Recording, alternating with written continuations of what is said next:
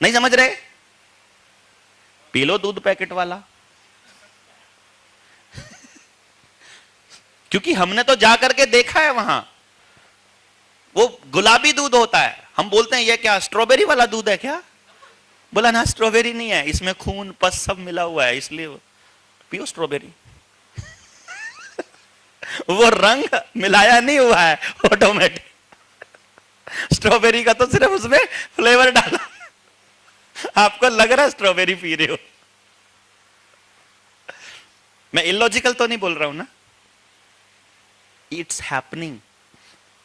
आप अपने बच्चों को क्या खिला रहे हो आपको कुछ नहीं पता है, इसीलिए नहीं संभव है 2-3 घंटे में 4 घंटे में नहीं संभव है समझाना। इसलिए 3 दिन मांगते हैं, फिर 7 दिन मांगते हैं। 3 दिन में भरोसा हो जाए कि 3 दिन एक बार इन्वेस्ट करके देख लो, अगर उससे ज्यादा 3 दिन की कीमत से ज्यादा का सामान मिले तो अगले 7 दिन में आ जाना, उससे ज्यादा का सामान मिले तो अगले आले आ जाना, लेकिन पर्पज आपको ध्यान रहना चाहिए। अब चूंकि हमारे पास समय की बाध्यता है, हॉल वाले यहीं बैठे हुए हैं क्या? जो हॉल जिनका है यहीं है क्या? अगर होंगे तो हमको दे देंगे एक्सटेंशन पर, वो है नहीं, अगर उनको सुना देते चलेगा। लेकिन फिर भी कोई मतलब अगर कोई चीज रह जाएगी तो हम लोगों को आखिरी मुलाकात नहीं मान रहा मैं, ये पहले ही मान रहा हूं, इसलिए मुझे चिंता नहीं है कि कम भी मैं आपको बोल पाया बता पाया। तो अभी आपको क्या करना है, ये समझना है कि वो जो सुनार था वो अब क्या करने वाला है या क्या कर रहा है।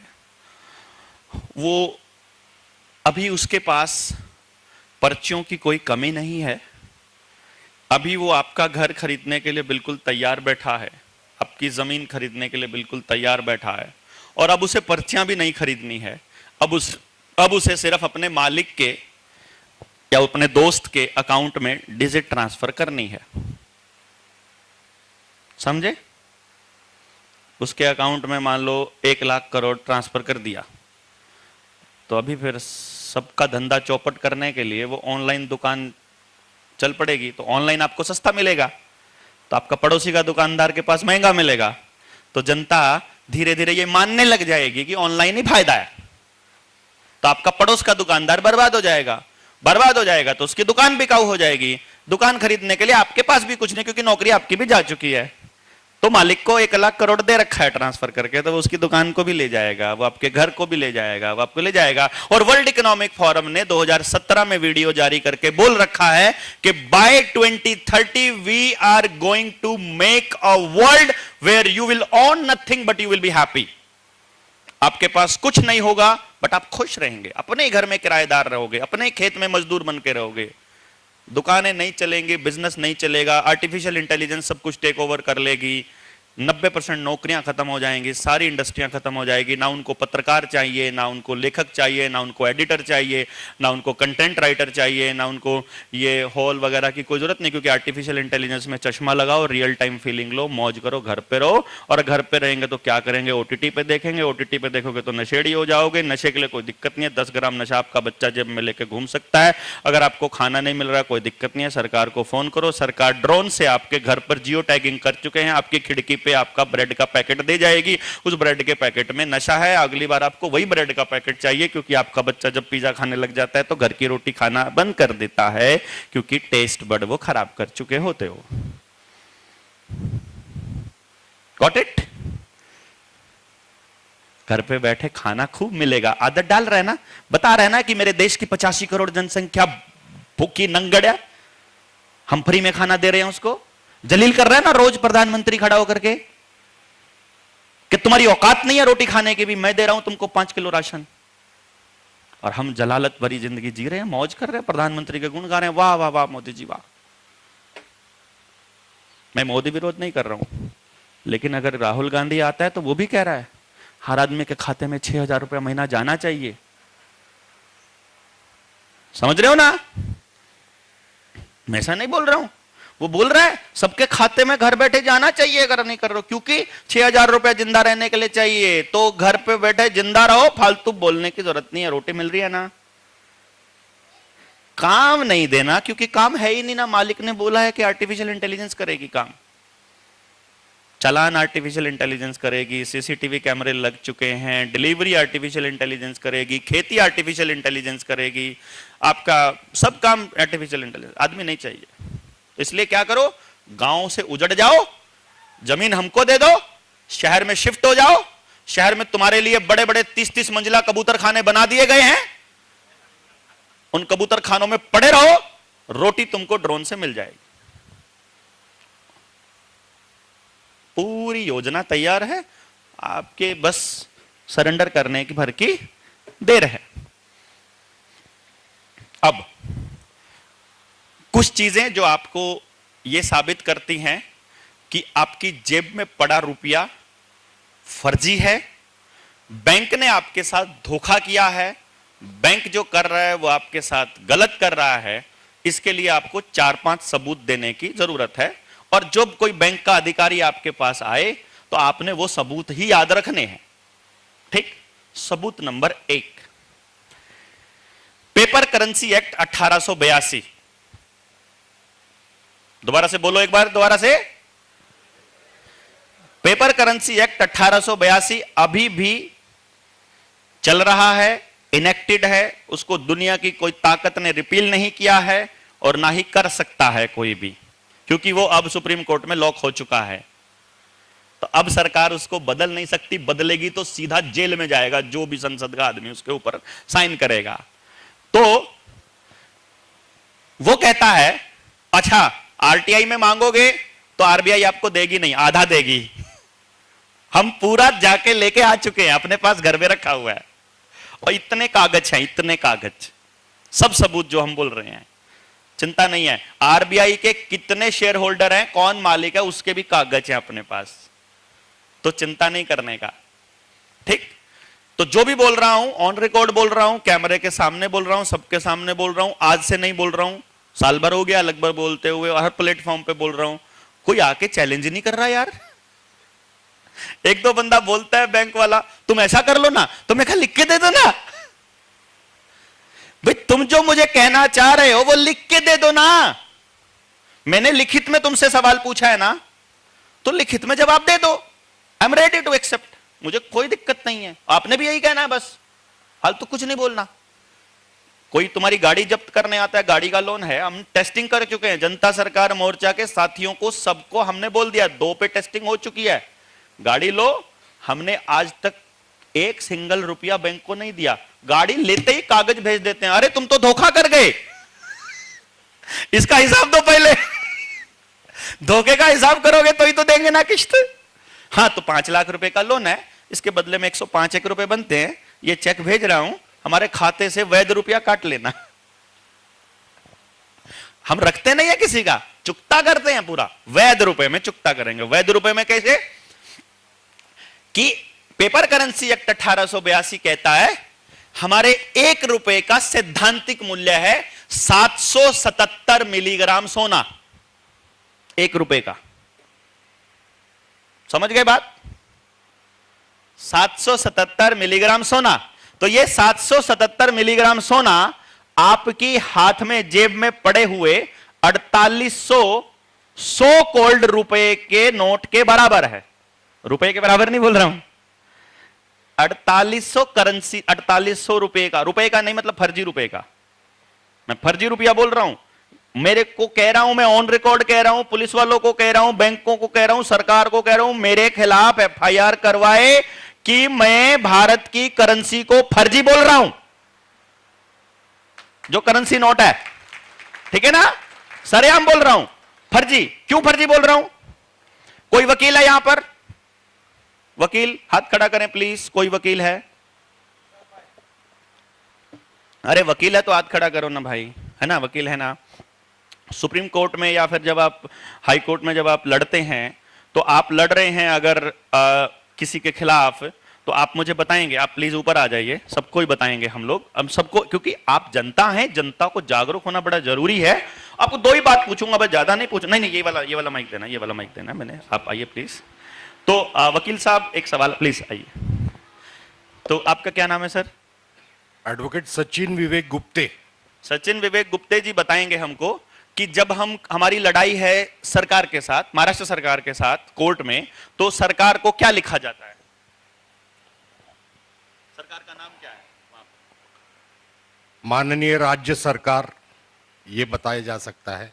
मतलब मैं जब लड़ता हूं, मान लीजिए मेरा केस है और सरकार ने मेरे ऊपर अटैक किया, तो मैं लिखता हूं Devendra versus state of Maharashtra, शायद ऐसे लिखा जाता है। हाँ जी, सही है, एकदम सही है। और अगर मेरी लड़ाई केंद्र सरकार के साथ है तो क्या लिखा जाता है? देवेंद्र वर्सेस केंद्र सरकार। नहीं, आपने इसका मतलब सुप्रीम कोर्ट की वो नहीं पढ़ा। नहीं पढ़ा। मैं बताता हूं, जब भारत सरकार के साथ आपकी लड़ाई होती है तो वहां लिखा जाता है Devendra versus union of India. मैं सही बोल रहा हूं? सही है, 100%। हाँ, ये ऑफिशियल लैंग्वेज बोल रहा हूं, प्लीज आप बैठिए, है ना। जब भी मेरी भारत सरकार अगर मेरे ऊपर कोई कमेंट करती है तो लिखा जाता है Devendra versus union of India, या फिर ज्यादा से ज्यादा अगर कुछ लिखना है तो गवर्नमेंट ऑफ इंडिया। समझ गए? केंद्र सरकार केवल और केवल अखबारों में प्रचलित शब्द है, लोकसभा में, राज्यसभा में, सदन में, कोर्ट में केंद्र सरकार नाम का कोई शब्द नहीं है। समझ गए आप बात लोग? सेंट्रल गवर्नमेंट नाम की कोई चीज भारत में नहीं है। क्लियर? समझ आ गई? अब अपने नोट के ऊपर जरा एक बार गौर फरमाइए। आपकी जेब में नोट पड़ा होगा, उठाइए जरा, खोलिए खोलिए खोलिए खोलिए खोलिए खोलिए। बड़ा कमाल की बात है, आपको बताते हैं। वहां भारतीय रिजर्व बैंक का नोट है, जो कि सरकारी नहीं है, मैं पहले आपको बता दूं, ये प्राइवेट एंटिटी है। और दूसरी बात, इसके ऊपर जो लिखा है मैं धारक को, या आई प्रॉमिस टू पे द बियरर, ऑन डिमांड नहीं लिखा हुआ इसके ऊपर। इसमें गवर्नर का जो एफिडेविट है वो बदल दिया गया है। तो वकील साहब, क्या किसी का एफिडेविट बदला जा सकता है? जी नहीं। अपना बदला जा सकता है? मैं एफिडेविट दे देता हूं, क्या वो बदल सकता हूं मैं? अपना खुद का एफिडेविट बदलना भी क्राइम है। यहां तो गवर्नर के एफिडेविट को बदल दिया गया। तो बदला हुआ कोई एफिडेविट आया तो मतलब फर्जी एफिडेविट है, यानी ये प्रोमिसरी नोट फर्जी हो गया। दूसरा सबूत, ये पहला सबूत। दूसरा सबूत, इसी नोट के ऊपर भारतीय रिजर्व बैंक के नीचे एक लाइन लिखी है, गारंटीड बाय सेंट्रल गवर्नमेंट।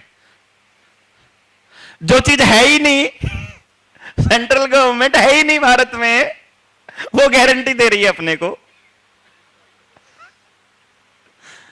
कहीं किसी ऑफिशियल जगह पर सेंट्रल गवर्नमेंट नहीं लिखा जाता भाइयों। तो सेंट्रल गवर्नमेंट इज ए फर्जी वर्ड, मनगढ़ंत शब्द है। यह शब्द किसी भी ऑफिशियल लैंग्वेज में नहीं लिखा जाता।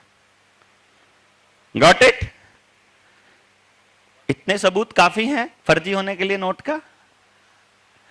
इससे आगे का सबूत देता हूं। बैंक ने आपको लोन दिया, ठीक है? बैंक ने आपको लोन दिया, तो बैंक की पूंजी में से पूंजी कम होनी चाहिए। भाई मैं 100 रुपए मेरे पास है, मैं बैंक हूं और मैं आपको 40 रुपए का लोन देना चाहता हूं, तो मेरे पास लोन देने के बाद 40 रुपए कम होकर के 60 रुपया बचना चाहिए मेरी बैलेंस शीट के अंदर। ठीक है? बैंक क्या लिखता है? इधर 100 रुपए लिखता है, इधर आपके 0 रुपए लिखता है, फिर इधर 40 लिख लेता है, फिर इधर भी 40 लिख देता है, तो वो उधर 140 कर देता है और इधर 40। यानी कि जब वो आपको लोन देता है और 40 लाख का लोन दिया है, तो वो ये मान चुका होता है कि ये तो 40 लाख की प्रॉपर्टी हो गई अपनी। समझ गए? क्यों? आप मुझे ये बताइए, मेरे पास 100 रुपए है, मैं आपको 200 रुपए लोन दे सकता हूं क्या? बताइए ना, दे सकता हूं? नहीं दे सकता। अच्छा चलो दूसरी बात बताता हूं। मैं 100 करोड़ रुपया छाप लिया, मैं बैंक हूं, यही बताते, सुनार जी को ही रखते हैं, सुनार इसी को रखते हैं। ये बैंक है, इन्हें 100 करोड़ रुपया छाप लिया, आप सब किसानों में 100 करोड़ रुपए का लोन बांट दिया और बोला 10 रुपए एनुअल के हिसाब से चार्ज करूंगा। तो साल भर के बाद ये कितनी पूंजी का मालिक हो जाएगा? 10% है तो 10 करोड़ का ब्याज हो गया, तो टोटल कितना बन गया? 110 करोड़। लेकिन मार्केट में कितना रुपया पड़ा है? मार्केट में तो 100 ही करोड़ है। नहीं समझे क्या भाई? इन्होंने, आपके पास जो रुपया था उसने बच्चे पैदा थोड़ी किए हैं। 100 करोड़ के नोट मार्केट में तो 100 ही करोड़ के नोट है भाई, उससे ज्यादा तो है ही नहीं। तो अगर अगले ही साल ये कह दे कि मैं डूब गया हूं, मुझे सारा पैसा वापस चाहिए, तो सारे जने जिसके पास पूरा नहीं वो भाई से लेके देगा, वो लेन देन करके ऐसे करके इकट्ठा कर देगा। तो टोटल कितना पैसा जमा होगा? कितना पैसा जमा होगा? कितना बचेगा? 10 करोड़। तो 10 करोड़ वाले लोग जिन्होंने ले रखे थे, जिनके बच गए आखिर में, वो कौन लोग हैं? या तो वो ये कह देंगे विजय माल्या की तरह मैं तो नहीं देता, कर ले क्या करेगा, या तो ये तरीका है, या फिर बैंक कहेगा कि 10 करोड़ की प्रॉपर्टी दे। नहीं समझे? वो जो 10 करोड़ हवा में रुपया बना वो तो है नहीं ना कहीं भी, इसने बना लिया, ये मालिक बन गया अपने आप 10 करोड़ की प्रॉपर्टी का। नहीं समझे? अरे भाई समझे नहीं क्या? समझे? लेकिन बैंक कभी साल के बाद आपसे पैसा नहीं मांगता है, बैंक आपसे अगले ही महीने किस्त ले लेता है। तो 100 करोड़ रुपया अगर मैंने बांटा हुआ है तो करोड़ों रुपया मेरा पहले ही महीने की किस्त आ जाएगी, तो मैं उस किस्त को फिर से लोन दे दूंगा, फिर जो दूसरे हॉल में बैठे हुए हैं उनको भी दे दूंगा ना, वो जो किस्त आएगी उससे अगले वालों को दे दूंगा, फिर जो अगले महीने किस्त आएगी उससे मैं अगले वालों को दे दूंगा, फिर जो अगले महीने किस्त आएगी वो मैं अगले वालों को दे दूंगा। ऐसा करके उस 100 करोड़ रुपए की किस्तों को मैं पूरे देश में बांटता रहूंगा। और मार्केट में कितना रुपया है और देश कितना कर्जदार हो गया। अगर आप इस इंटरेस्ट रेट को गौर फरमाओगे, इंटरेस्ट को फिर से मूलधन बनाने वाले गेम को समझोगे, तो बैंक का जो रिकवरी रेट है जो अपने पैसे का, वो लगभग 48 से 50% बनता है। यानी कि अगर बैंक ने 100 करोड़ बांट दिया है तो साल भर में ही वो 150 करोड़ की प्रॉपर्टी का मालिक हो चुका है। अब जब वापस आएगा पैसा तो कितना आएगा? 100 करोड़ ही आएगा भाई। तो 50 करोड़ की प्रॉपर्टी श्योर है नीलाम होने वाली है, अगर वो व्यक्ति अकेला है और बेसहारा महसूस कर रहा है। गलती नहीं है उसकी, है ही नहीं पैसा मार्केट में भाई, गलती नहीं है, सिस्टम है, व्यवस्था है कि 100 करोड़ रुपया देकर 50 करोड़ की प्रॉपर्टी का मालिक बैंक ने होना ही होना है।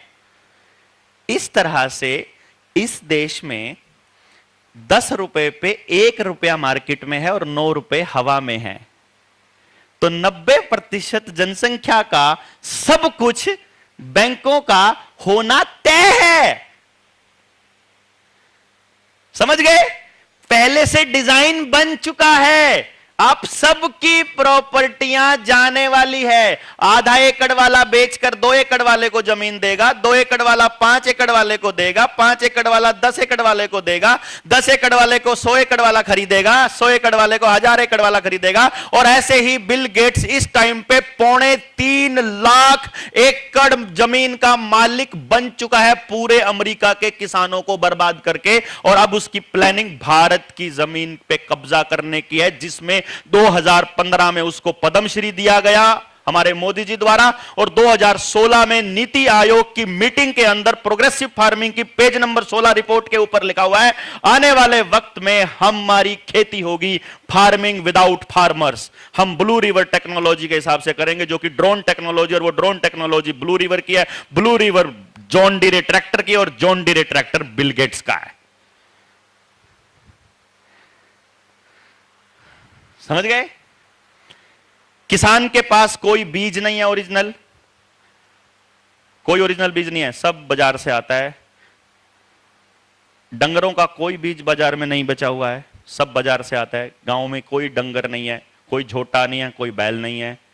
आदमियों का भी बीज 70% खत्म हो चुका है, क्योंकि रोज नमकीन बढ़िया वाली खा रहे हैं हम। समझ गए हैं? 70% नपुंसकता और बांझपन, ये ऑफिशियल रिपोर्ट है मेडिकल फार्मा कंपनियों में काम करने वाले लोगों की। अगर आपका कोई जानकार है पता कर लेना। हर ग्रुप हाउसिंग सोसाइटी से 10 मिनट की पैदल दूरी पर एक आईवीएफ सेंटर आपको मिल जाएगा। नहीं समझे? कस्टमर होंगे तो आईवीएफ सेंटर चलेंगे ना भाई। बताते नहीं है बेचारे शर्म के मारे, तो क्या करें कि हमारा बच्चा कुत्ते का बच्चा है, क्योंकि उन्होंने बोल दिया है कि अब हम जेनेटिकली इंजीनियर्ड बच्चे पैदा करने लग गए हैं। अब जीन्स बदलने, जैसे वो टमाटर गोल गोल होता है बढ़िया वाला, उसमें मछली का जीन डाल दिया उन्होंने। तो वो बोल रहे हैं बच्चा आपको कैसा चाहिए बता दीजिए, तुमको अच्छा खिलाड़ी चाहिए, दौड़ने वाला बच्चा चाहिए तो घोड़े का जीन डाल देंगे, तुमको वफादार बच्चा चाहिए जो सब कुछ मानता रहे तो कुत्ते का डाल देंगे, मजबूत बच्चा चाहिए घुलने वाला तो सुअर का डाल देंगे, जिसका चाहिए बता देना। जैसा सब, वो खीरा है बड़ा सुंदर वाला आता है, उसके अंदर भी जीन डाला जाता है जानवरों का, सब कुछ चल रहा है। अभी एक सुअर का दिल एक आदमी में फिट किया, पता है ना आपको, खबर पड़ी होगी।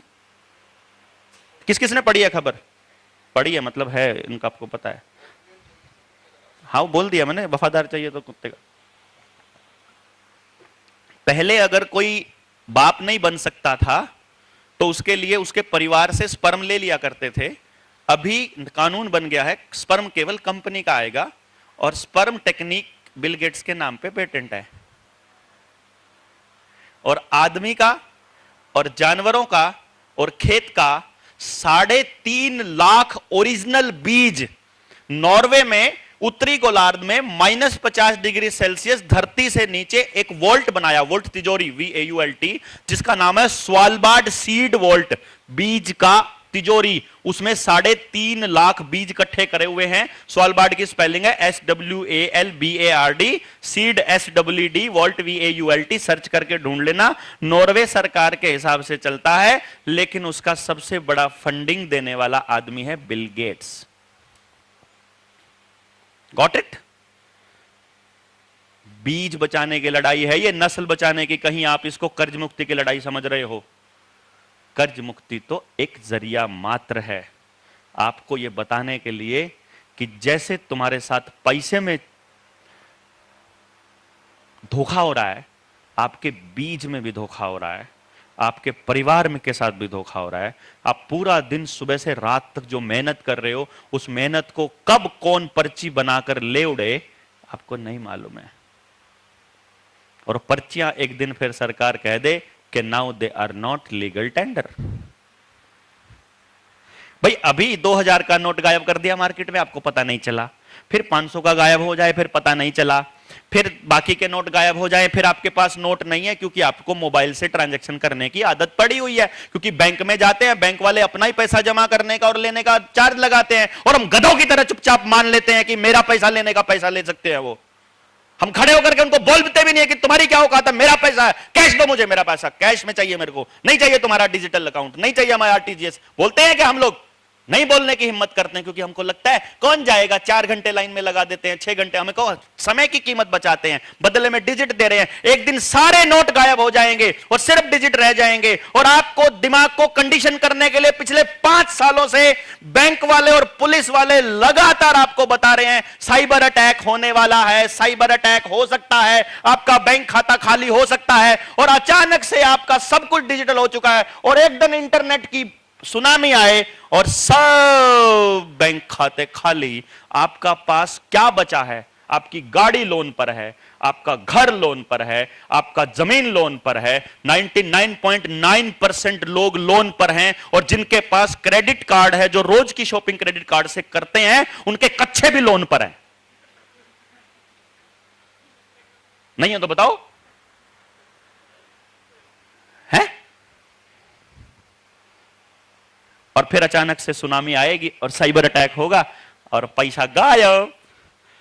फिर आप क्या कहोगे? भाई ये जमीन पड़ी है, ये ले लो, बस मेरे को जीने दो, चैन से जीने दो, मैं तो दिहाड़ी कर लूंगा, मैं तो उस कबूतर खाने में पड़ा रहूंगा जहां तुम कहोगे, बस 2 रोटी दे देना। क्योंकि आपको ऐसी मासूमियत वाली जिंदगी जीने की आदत पड़ी हुई है पहले से ही। क्योंकि आपका बॉस, जो प्राइवेट कंपनी में आपका बॉस है, वो रोज गालियां देके आपके जमीर को मार रहा है लगातार। सड़क पे पुलिस वाला 24 घंटे डरे रहते हो कहीं चालान ना कट जाए, इधर कैमरा लगा हुआ है कहीं चालान ना कट जाए। क्योंकि सब ये महसूस कर रहे हैं कि सारी दुनिया चोर है, मैं भी उसमें से एक छोटा चोर हूं। मैं अगर बोलूंगा तो मेरी चोरी पकड़ी जाएगी, मेरा कोई साथ नहीं देगा, क्योंकि सब अपने कामों में मस्त हैं।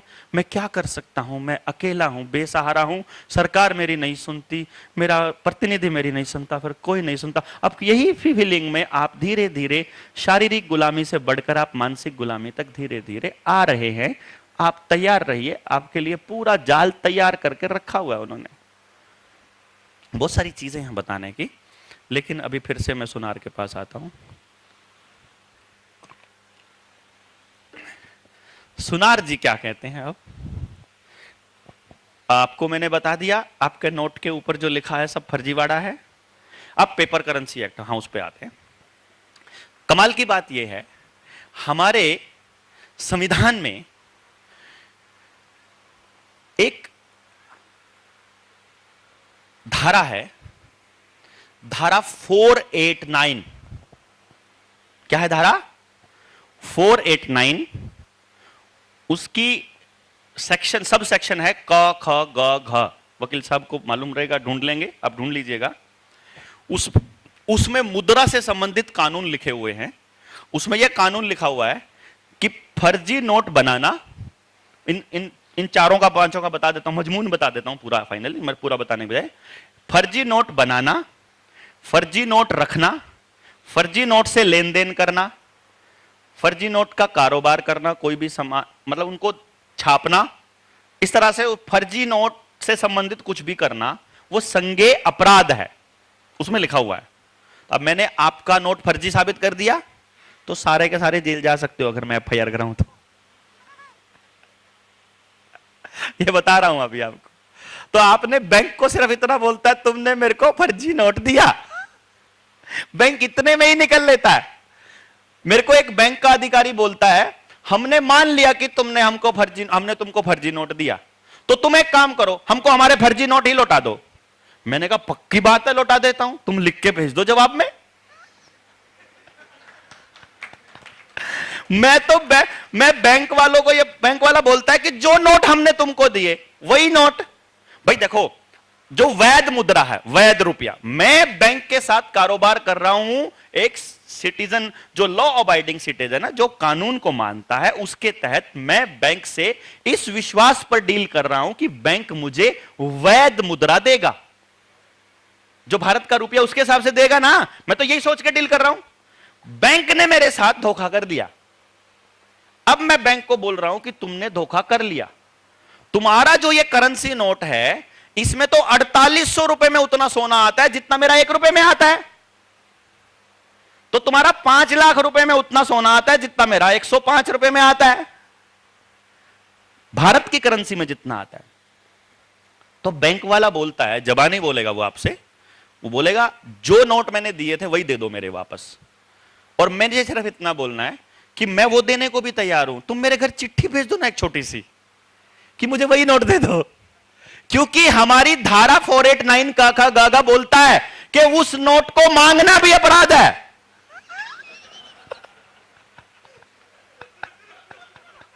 तो बैंक आपसे मांग ही नहीं सकता। ठीक। अब जब आप जाओगे ना बाजार में लोगों से बात करने, तो कुछ वकील मिलेंगे जो सरकार के फेवर की बात करने वाले होंगे। वो आपको कहेंगे, अरे पेपर करेंसी एक्ट 2011 बन गया, कॉइनेज एक्ट 2011 बन गया, फलाना एक्ट बन गया, उसमें ना पैसे की वैल्यू को डिवैल्यूएट कर दिया गया है, पैसे की वैल्यू को घटा दिया गया। वो ऐसी बात आपको बोलेंगे, तो फिर उनको याद दिलाना आरबीआई एक्ट 1934। कौन सा याद दिलाना है? आरबीआई बनने का कानून। आरबीआई जिस कानून के तहत बना है, जब तक आरबीआई रहेगा वो कानून रहेगा। वो अभी तक ना ही रिपील किया गया है, ना ही उसको कुछ अमेंडमेंट किया गया है। आरबीआई एक्ट 1934 की धारा 25 कहती है कि पैसे की वैल्यू को डिवैल्यूएट करना संज्ञेय अपराध है। तो जिसने भी पैसे की वैल्यू घटाई है, क्योंकि वो करेंसी, वो भैया जी मानक है, उसकी वैल्यू घटाई ही नहीं जा सकती, और ये कानून में दर्ज है। तो हमको क्या बोलना है खाली कि वहां से वैल्यू डिवैल्यूएट करना भी अपराध है। डिवेल्युएटेड रुपए में डील करना भी अपराध है। और अगर अपराध नहीं है और अगर आपने वैल्यू डिवेल्युएट कर रखी है और कानून के हिसाब से कर रखी है, तो भैया जी हमको लिख के देने में क्या तकलीफ है तुमको? नहीं समझे? जितनी भी बात बैंक वाले दलील देते हैं, आपको खाली इतना बोलना है, भाई लिख के दे दो यार, पैसे ले जाओ। अभी हमारी वैल्यू, टोल टैक्स देते हो ना नेशनल हाईवे पे, वो अगर 100 रुपए का टैक्स है और आपके फास्टैग के अंदर रिचार्ज नहीं है, तो वो आपसे 200 रुपए मांगते हैं। मतलब आपका कैश की वैल्यू को आधा कर रहे हैं।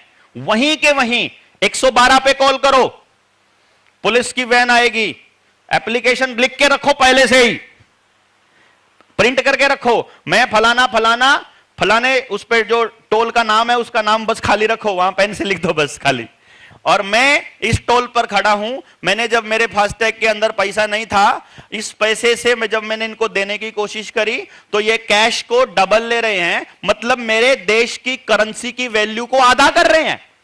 डिजिटल वैल्यू 100 रुपया और हाथ में कैश है तो 200, मतलब मेरी वैल्यू कम हो गई ना देश की, और देश की करेंसी से छेड़छाड़ करना आजीवन कारावास तक की सजा है।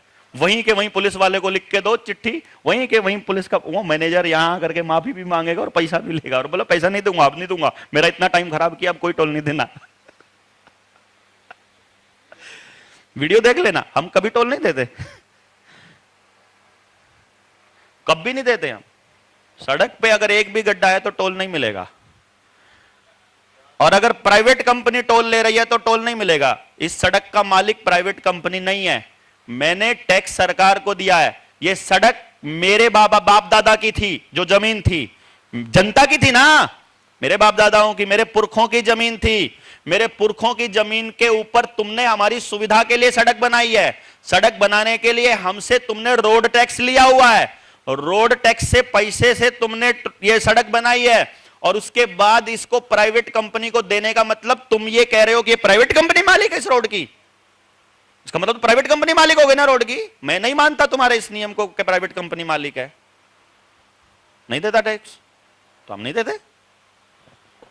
मेरी जमीन है, मेरे पैसे से सड़क बनी, मेरी धरती है, मैंने पैसा दे के गाड़ी खरीदी हुई है, उसके ऊपर भी टैक्स दिया हुआ है, उसमें रोड टैक्स उसके रजिस्ट्रेशन में दिया हुआ है, तो तुम कौन टैक्स लेने वाले खाम खाई? सड़क पर चलने का टैक्स लेने लगे, कल को तुम पार्क में घूमने का लेने लग जाओगे।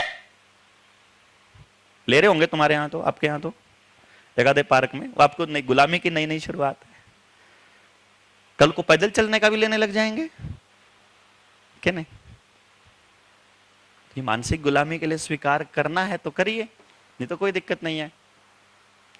अब आपका आरबीआई एक्ट हो गया, पेपर करेंसी एक्ट हो गया, कॉइनेज एक्ट हो गया, सारे मतलब सारे हो गए। अब क्या बचा आपके पास? हथियार हो गया। मेरा काम था आपके हाथ में हथियार देने का, अब ठोको जो आता है सामने से। समझे गए? ज्ञान ही मुक्ति है। मुक्ति का एक ही साधन है ज्ञान। आप मुक्त हो जाइए। कागज में जो चीज आ गई वो गुलामी के लिए है खाली। जो चीज कागज में आ गई वो केवल गुलामी के लिए। कागजों से जितना जल्दी पीछा छुड़ा लोगे उतना जल्दी मुक्ति हो जाएगी।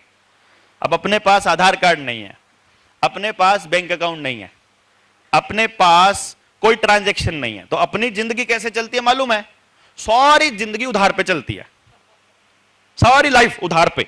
कैसे? मकान में रहता हूं किराए के, और चंडीगढ़ में रहता हूं, और जीवन में प्रण किया हुआ है अपनी लाइफ में कभी मकान नहीं बनाऊंगा, कभी नहीं बनाऊंगा, किराए पे रहूंगा। क्योंकि मुझे इतना पता लग गया कि बेवकूफ आदमी मकान बनाता है और समझदार आदमी उसमें किराए पे रहता है। वो सारी जिंदगी उसके किस्तें उतारने में ही लगा रहता है। इसे बनाऊंगा तो झोपड़ी बनाऊंगा, ताकि जब वो टूटे तो पर्यावरण को नुकसान ना हो, ताकि इस धरती को मैं इतना सा भी नुकसान ना करके जाऊं। जिसने करा हुआ है उसको अपन करेंगे।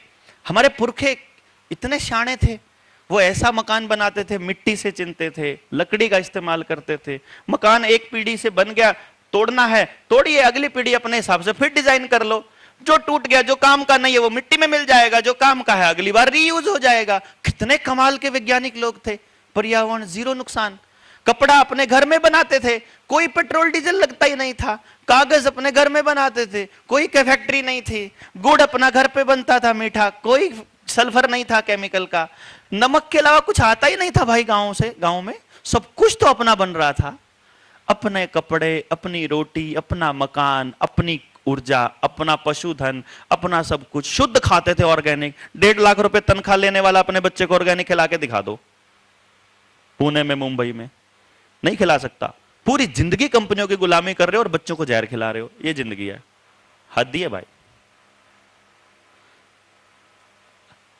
और अगर लॉकडाउन लग जाए ना, दोबारा से लगेगा, पहले बता रहा हूं, क्लाइमेट लॉकडाउन, अब इसीलिए 3 दिन की ट्रेनिंग है, बहुत सारा सामान है देने को आपको।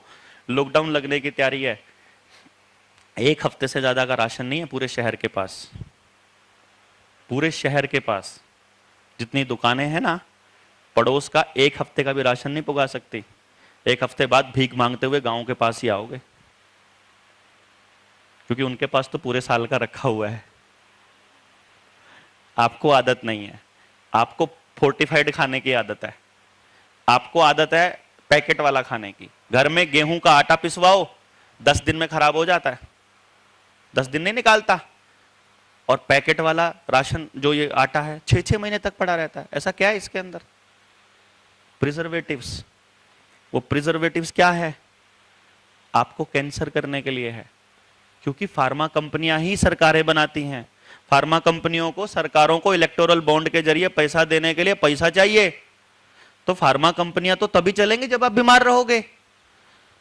सुबह पहला रस कड़वा होना चाहिए, लेकिन उन्होंने आपकी टूथपेस्ट को मीठा कर दिया। इन्होंने आपको सुबह सुबह खाली पेट चाय पीने की आदत फैशन बना दिया। मीठा खाओ, शरीर खराब करो, ताकि फार्मा कंपनी चले। बैठकर खाना चाहिए पलाथी मारकर, इन्होंने आपको डाइनिंग टेबल दे दिया। घर में बेड नहीं होना चाहिए, नकारात्मक ऊर्जा होती है, इन्होंने परमानेंट हर कमरे में बेड दे दिया। बेड पे गद्दा जितना मुलायम होगा उतनी कमर खराब होने के चांसेस होंगे। खाट पे कभी आपकी कमर का दर्द नहीं होगा। और खाट अगर घर में पड़ी हुई है और वो आप उठा करके सुबह रख दोगे तो पूरा घर खाली नजर आएगा। पूरे घर को जैसे मर्जी यूज करो बैठने के लिए, परिवार के साथ मंत्रणा करने के लिए, पूरे घर को भर दिया आपके, ट्रम से ट्रम, कबाड़ जितना वाला हो सब कंपनियों का, भरते रहो भरते रहो। अगर खुले में जाओगे जंगल में लैटरिंग करने के लिए, सुबह सुबह 4 बजे जाना पड़ेगा। आयुर्वेद कहता है सुबह 3:30 से 4 तक हमारा हार्ट और हमारे फेफड़े सबसे ज्यादा काम करते हैं। तो सुबह मजबूरी है आपको, जंगल में जाना मजबूरी है, अंधेरे में जाना पड़ेगा, मजबूरी है, आप हेल्दी रहोगे। इसीलिए इन्होंने आपके बेडरूम के बराबर में अटैच लैटरिंग लगाई कि तुम उठ ही ना पाओ, 6 बजे से पहले उठना ही नहीं है। आयुर्वेद कहता है सुबह 7 से 9 हमारा हाजमा परफेक्ट रहता है, तो अगर 4 बजे उठोगे तो 7 बजे भूख अपने आप लग जाएगी। लेकिन अगर आपका बच्चा स्कूल जाने के लिए 7 बजे बस आनी है तो 6:30 बजे ही खिलाना है आपको ना, खिला के भेजना है। उठ करके बेचारा सुबह उठते ही वहीं पे लैटरिंग करके निकल जाता है। आपको नहीं पता है, अगर जंगल में मिट्टी में लैटरिंग करते हो तो 3 घंटे के अंदर अंदर ऐसा एंजाइम और ऐसा बैक्टीरिया पैदा हो जाता है जो उसको मिट्टी में मिलाने के लिए काम चालू कर देता है। अगले दिन जाओगे मिट्टी मिलेगी, लैटरिंग नहीं मिलेगी आपको। या फिर जंगली सुअर होता है वो अपने आप कर जाता है, उसका भोजन है वो। लेकिन अगर आप किसी फर्श के ऊपर या किसी चिकनी सतह के ऊपर लेटरिंग डालोगे या उसके अंदर लेटरिंग होगी या उसके कीटाणु होंगे तो 3 फुट के अंदर ऐसे बैक्टीरिया पैदा हो जाएंगे जो आपको कॉन्टिन्यूस बीमार करेंगे। अगर वहां नमी है तो आपकी लेटरिंग के अंदर 24 आवर नमी है, तो आपके घर के अंदर 24 आवर बीमारी के कीटाणु है। तो आप प्लास्टिक का मग्गा यूज करते हो तो कंपनी रीयूज के लिए कंपनी को दोगे, लोहे का करोगे तो सालों साल चलेगा। इसलिए लोहे से आपको हटा करके प्लास्टिक पर रख दिया। प्लास्टिक की चीजों में खाओगे तो बीमार होगे, इसलिए आपका चाय का कप कागज वाला दे दिया और अंदर से उसके ऊपर कोटिंग कर दी ताकि आप हर बार जो भी गर्म चीज डालो कैंसर ही कैंसर खाते रहो। क्या क्या बताऊं आपको बहुत सारी चीजें हैं। अगर इसीलिए 3 दिन का समय मांगा है, इसलिए पूरे परिवार को लाने को बोलते हैं कि आप पूरे वैश्विक षड्यंत्र को भी समझेंगे, आप अपनी मुक्ति का भी रास्ता ढूंढेंगे, आप अपने समाज को भी बचाओगे और आप आजाद भी फील करोगे। तो ये आजादी की लड़ाई है। इस लड़ाई को आप लोग कैसे लड़ने वाले हो, हम लोग कैसे लड़ने वाले हैं असल में तो मुझे भी नहीं पता। जैसे लोग जुड़ते जाएंगे वैसे वैसे आजादी नजदीक होती जाएगी। अगर अच्छे लोग जुड़ेंगे तो एक अच्छा वातावरण, एक अच्छा समाज बनाएंगे, और अगर निकम्मे और बेईमान लोग आते जाएंगे तो फिर उस हिसाब से निकम्मे और बेईमान तंत्र बनेगा। तो हम तो छोड़कर जंगल चले जाएंगे, भाई हम तो नहीं कर सकते ये। हम यही करेंगे जो हम करना चाहते हैं, हमको इसी में मजा आ रहा है, हम आजाद महसूस करते हैं, हमको आजाद ही रहना है, हमको आजाद पैदा हुए, आजाद जिए हैं, आजाद ही रहेंगे ना। अभी मैं आपको बता रहा था मैं कैसे जीता हूं, सारी जिंदगी उधार पे कैसे चलती है। मकान किराए पे,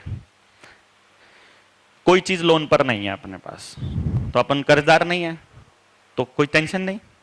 अभी बेटा लॉन टेनिस का प्लेयर है, जहां से जूते, जहां से रैकेट, जहां से बॉल, जहां से सामान खरीदता है, वो दुकानदार भी जानता है कि बलारा के पास पैसे नहीं होते। जहां से राशन आता है उसको भी पता है कि बलारा के पास पैसे नहीं होते। जहां से बीवी का कपड़ा आता है, कपड़े वाला दुकानदार भी जानता है। जहां से किताबें आती हैं वो भी जानता है। जहां से जो आता है सबको मालूम है कि ये कमाएगा तो आ जाएगा। किराने वाला सब, एवरीबॉडी नोस कि ये आदमी के पास होता नहीं है लेकिन किसी का रखता नहीं है। तो मेरे को सबने लिमिट दे रखी है 2-2 लाख रुपए की कि 2 लाख तक तेरे से मांगेंगे नहीं, ठीक। अपनी सामाजिक लिमिट है, बैंक की लिमिट नहीं है।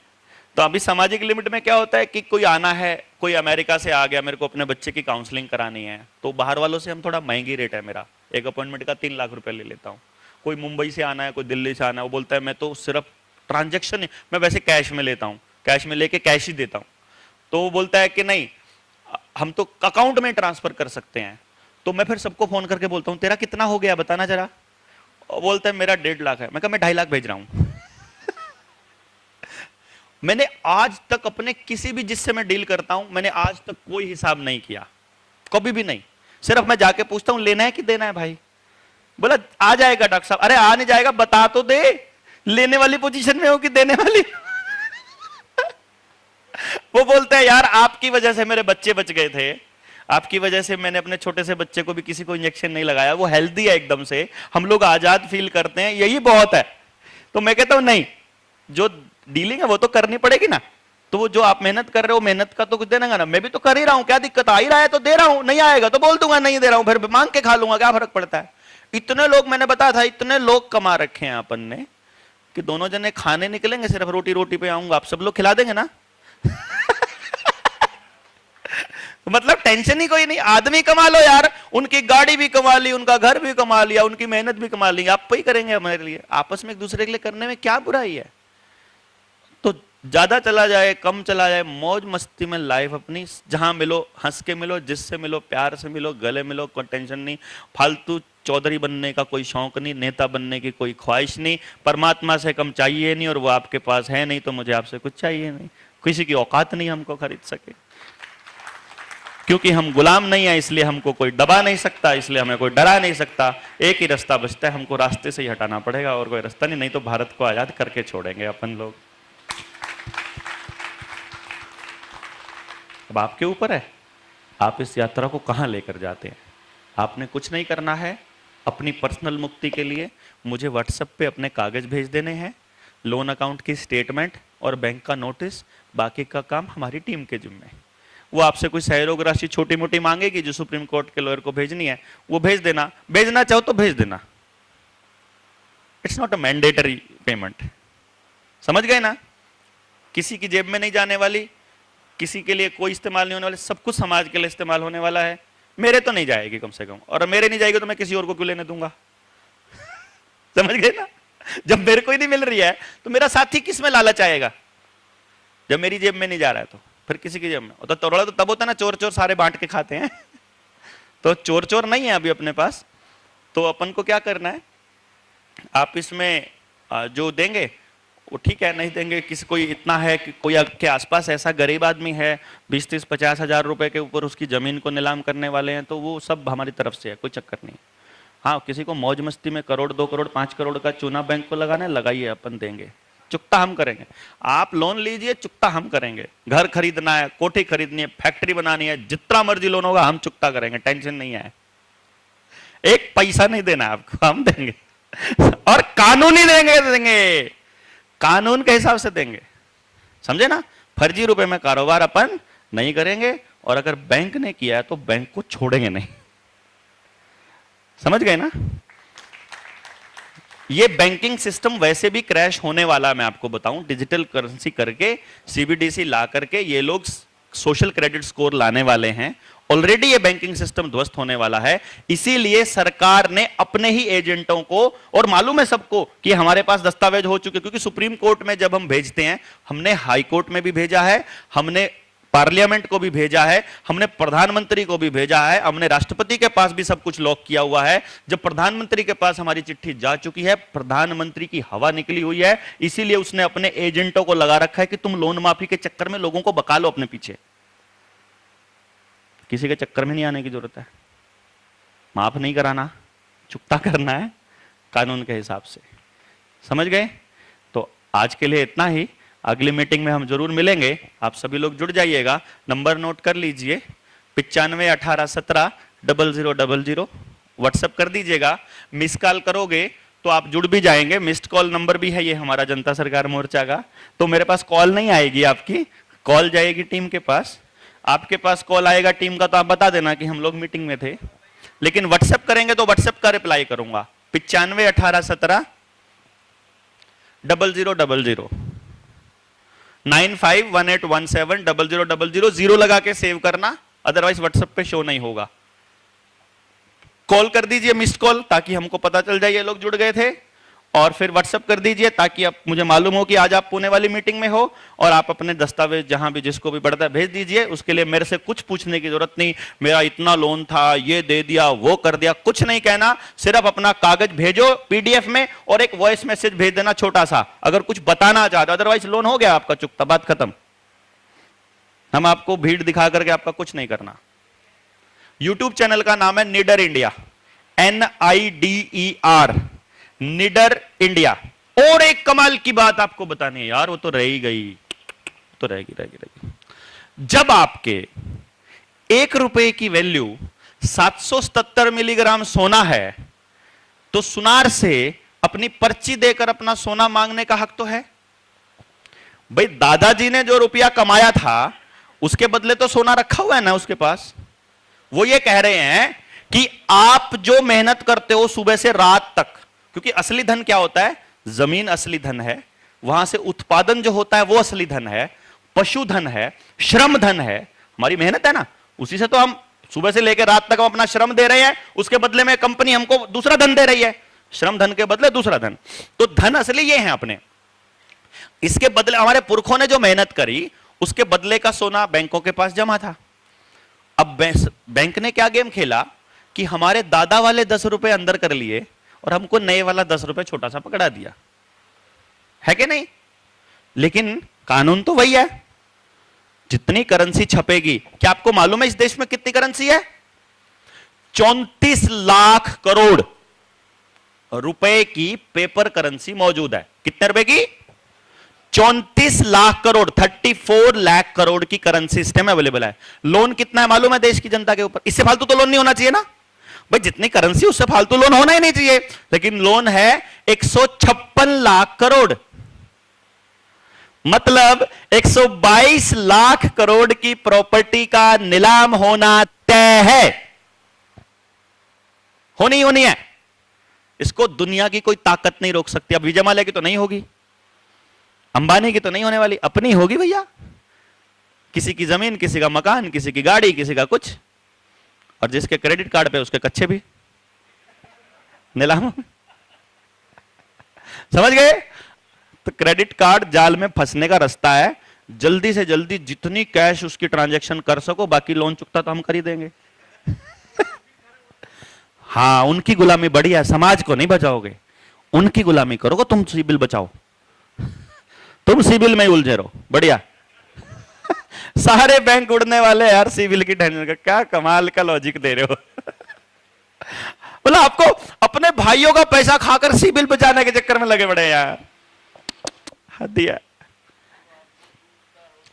मतलब लूटने वाले को ही खुश करना है। वो पूरी रात रामायण सुनी और सुबह उठ के बोलता है, ओ सीता किसका बाप था? और बाद में ता है तो उसने सोचा मेल होगा। पहले कभी नहीं सुनी होगी बेचारे ने। बात यह है कि जब आपके 1 रुपए के बराबर में 777 मिलीग्राम सोना है, तो आप कैलकुलेट करो, 2000 का नोट है, उसको 777 से गुना करते हो तो 1554 ग्राम बनता है। मतलब 1.5 किलो सोना बनता है एक 2000 के नोट के बदले में। तो अभी आपको क्या करना है, एक चिट्ठी डालनी है बैंक को और आरबीआई को, मेल सीसी लगाना है उसको, और उसमें 2000 के नोट की स्कैन कॉपी लगानी है। क्या लगानी है? स्कैन कॉपी, मतलब फोटो कॉपी, कि मेरे पास ये 2000 का नोट है, मैं इसके बदले में आपका करेंसी नोट नहीं चाहता, मैं इसके बदले में अपना भुगतान चाहता हूं, मुझे मेरे 2000 रुपए दे दो। वो तो ऑब्वियसली हम नकली तो मांगेंगे ही नहीं ना। समझ गए क्या मांग रहे हैं हम बैंक से? ये 2000 का प्रोमिसरी नोट है, मैं इसके बदले में आपसे 2000 रुपए मांग रहा हूं, तो मुझे पेपर करेंसी एक्ट 1882 के अकॉर्डिंगली जितना भी मेरा रुपया बनता है, जो मेरा धन बनता है, वो मुझे दे दो। 2000 रुपया ब्लॉक करना है, कर सकते हो। 2000 का नोट है, जिसके पास नहीं है मेरे पास है। 500 के मुझे तो दे देना, 500 के दे देना, क्योंकि मुझे 500 वाले 10,000 के लगाने हैं। मुझे लोगों को वो भी लगाने के लिए देना है। किसी के पास 100 के हैं तो, किसी के पास किसी के पास ट्रांजैक्शन वाले हैं, उनके पास नोट नहीं है तो उनको 500 के देने पड़ेंगे मुझे ना। हाँ, 2000 का बैन नहीं हुआ है, ये अभी भी लीगल टेंडर है। 30 सितंबर से पहले पहले अगर आपका वो आवेदन अगली डेट तक बैन नहीं हुआ है, जब तक अगला नोटिफिकेशन नहीं आएगा। मैं बता रहा हूं, ये 2000 को वापस बुलाने का एक प्रोपेगेंडा था सरकार का, तो अभी बैन नहीं हुआ है, वो चलेगा अभी 2000 का, तो अपने पास है। और वैसे भी अगर बैन भी होता है, मैं उसके इसके लिए बता रहा हूं कि 2000 रुपए का नोट को जब आप लगा दोगे आवेदन आरबीआई की इशुइंग ब्रांच को, तो उसके बाद भी वो वैलिड ही रहेगा, क्योंकि आपका वो लॉक हो चुका है। जब उस टाइम पर वो वैलिड नोट था, तब आपने वो आवेदन लगाया है। तो हम लोग सितंबर की चौथी शुक्रवार को, जुमेरात को, एक वीडियो जारी करने वाले हैं, जिसमें हम उस इशुइंग ब्रांच का ईमेल आईडी नंबर, उसका क्या लिखना है, उसका कंटेंट, और जो कानून है उसकी कॉपी का जो हिस्सा आपको चाहिए, जितना चाहिए उतना ही दे देंगे आपको ना, पूरा इतना बड़ा पोथा का क्या करोगे आप, वो हिस्सा आपको मेरे YouTube चैनल पर मिल जाएगा लिंक में। समझ गए ना बात? उस वीडियो में मैक्सिमम लोगों तक पहुंचाने के लिए आपको क्या करना है, ये आप देखिए। जिसके पास 500 का नहीं है, वो 5-5 हजार के 4, 500 के 4 लगा दो, मेरी तरफ से 10 लगा दो, अपने को क्या, जितना सोना चाहिए उतना लगा दो। कैलकुलेट कर लेना, समझे ना? जितने में आपका भरता हो उतना लगा देना। तो बैंकों को या तो देना पड़ेगा, एक को दे दिया तो सबको देना पड़ेगा। देने के लिए उनके पास है नहीं। कितना नहीं है बता देता हूं। हमारा 34 लाख करोड़ की पेपर करेंसी है, उसके बराबर में मात्र 800 टन सोना इस टाइम रिजर्व बैंक के पास पड़ा है। यह ऑफिशियल है, आरबीआई की वेबसाइट पे जाओ, वहां एसेट और लायबिलिटीज पूरा का पूरा लिखा हुआ है।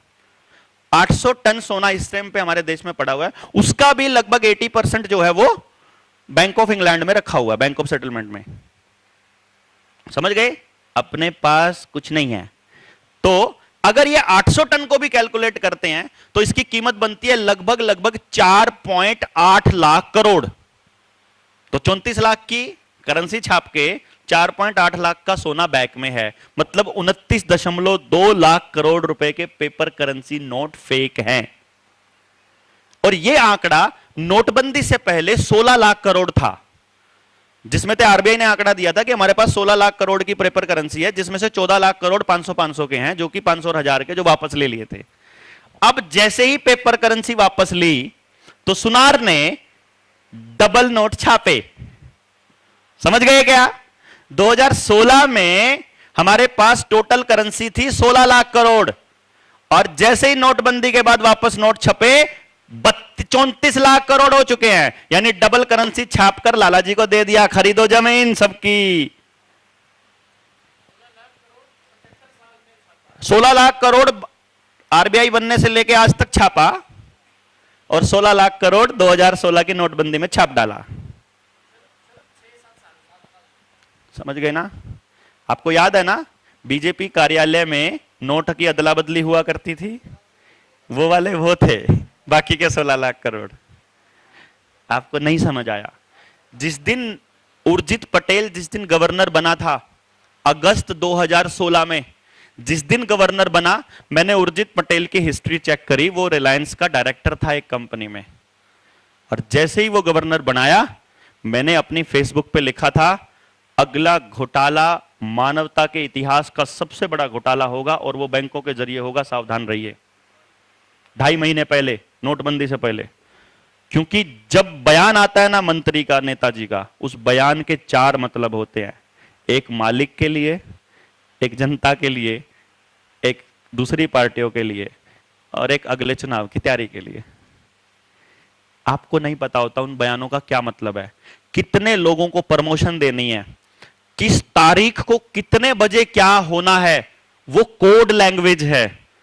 अगर आप हमारी आखिरी लेवल की ट्रेनिंग तक जाओगे ना, तो मैं आपको बयान की कोडिंग भी सिखाऊंगा। एक हेडिंग, जो अखबार में हेडिंग छपती है ना, तारीख और डेट का और साल का मतलब क्या है, यह भी बताऊंगा। क्योंकि वो सबसे बड़े इंटेलिजेंट सर्विस जिसके अंडर ये काम करते हैं ना, वो अपना सारा मैसेज कोड में देते हैं, सारा मैसेज। और 26 का अंक सबसे इंपॉर्टेंट है, 47 का अंक बहुत इंपॉर्टेंट है, और 666 बहुत इंपॉर्टेंट है। 6, 3 और 9 इतना इंपॉर्टेंट है कि मोदी जी की माता 3 तारीख को तीसरे महीने में 3:33 पर मरी। समझ गए? समझ गए? 26/11 मुंबई में भी और वहां भी। अभी मतलब ये तो मैं जैसे वैसे बता रहा हूं, सिंबॉलिक। नोटबंदी कितनी तारीख को हुई उसकी डेट का टोटल देखना। समझ गए? अभी मैं थोड़ा हिंट दे रहा हूं, बाद में इसकी कहां से रिसर्च करनी, क्या करनी, वो अपनी टीम को देंगे, नहीं तो सारे मारे जाओगे। तो जो जो वहां जाएंगे वो खुफिया लोगों को भेजेंगे हम। भाई मैं तो ओपन आ चुका, मैं तो ओपन में आके लड़ रहा हूं, लेकिन मेरा टारगेट है कम से कम भारत के अंदर 1 लाख लोग इस कोडिंग को समझने वाले होने चाहिए, ताकि अगला राजीव दीक्षित ना कोई हो। समझ गए ना? अपना टारगेट ये नहीं है कि अपने को कोई इससे कुछ करना है, अपने को अंदर ही अंदर, अपने देश के अंदर इस समझ को रखने वाले इतने लोग चाहिए अपने को, ताकि वो हर गली में के गांव के अंदर जब कोई उधर से बयान आता है तो गांव में अपना एक आदमी बैठा होना चाहिए जो उस बयान का मतलब समझाए। इसका मतलब ये है, इसका मतलब ये होने वाला है, इसका मतलब ये होगा, पहले से पता होना चाहिए अपने को। क्योंकि बारिश का इंतजाम करना है तो बारिश आने से पहले कर लो भैया। बड़े बूढ़े कहा करते थे बाद में कुछ नहीं होने वाला। सुनामी आने वाली है, सुनामी, तो सुनामी का इंतजाम पहले करना पड़ेगा आपको। इसके लिए हम आपको तैयार कर रहे हैं। It's not a political game, it's not a social cause, ये नस्ल बचाने की लड़ाई है जो हम लोग लड़ रहे हैं जनता सरकार मोर्चा वाले। कहीं आप इसको छोटी मोटी चीज समझ रहे हो, और ये पूरे विश्व को दिशा दिखाएगी। वैसी दिशा नहीं जैसा बीजेपी वाले बोलते हैं। बीजेपी को समर्थन करने वाले कट्टर हिंदू जितने भी समर्थन करने वाले संगठन हैं, वो सब लोगों को एक चीज सिखाई गई है कि भारत विश्वगुरु बनने वाला है, एक्चुअली बनने वाला है। मैं आपको बता दूं, लेकिन वो ऐसे नहीं बनने वाला है। वो कैसे बनने वाला है? चंद्रयान अभी अभी उड़ा है, आप सारे साइंटिस्ट को ड्यूटी दी गई है, चंद्रयान के ऊपर फोटो लगानी है, बोलना है, ये लिखना है, बिल्कुल स्क्रिप्टेड, सब कुछ स्क्रिप्टेड चलता है। टीवी में क्या चलेगा, प्योरली स्क्रिप्टेड चलेगा। आजकल एनिमेशन बहुत बड़े लेवल पर जा चुका है, आपको असली जैसा लगता है कि ये सब हो रहा है। फिल्मों में ऐसा लगता है ना सच्ची में ही गिरने वाला है ऊपर से सैटेलाइट में। तो चंद्रयान जब चलेगा, अभी चंद्रयान वहां पहुंचा है, अभी वहां एक कॉलोनी मिलेगी उनको, ठीक है। उस कॉलोनी वाले दिखेगा वो यहां तो कुछ एलियन टाइप है, और एलियन उस चंद्रयान के साथ कम्युनिकेट करेगा, और इसरो वाले कहेंगे कम्युनिकेशन हुआ है एलियन के साथ में। एंड कोडिंग डिकोडिंग करी है, फिर उन्होंने इंटेलिजेंट लोगों ने, इसरो वालों ने डिकोडिंग करी है कि एलियन जो है अटैक करने की प्लानिंग कर रहे हैं धरती पर। मैं बता रहा हूं फ्यूचर के लिए, अखबार आ जाए तो ध्यान देना। ओ तेरे की, तो वही हो रहा है।